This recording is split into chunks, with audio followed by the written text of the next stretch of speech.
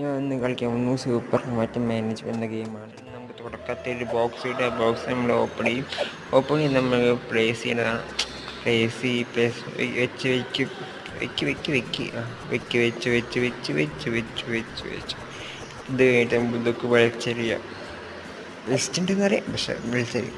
Set price നമുക്കൊരു 54 കൊടുക്കാം. പക്ഷെ മറ്റേ പ്രൈസ് മാർക്ക് പ്രൈസ് 5 പക്ഷെ നമുക്ക് എത്ര ലാഭം ഉണ്ടാവും?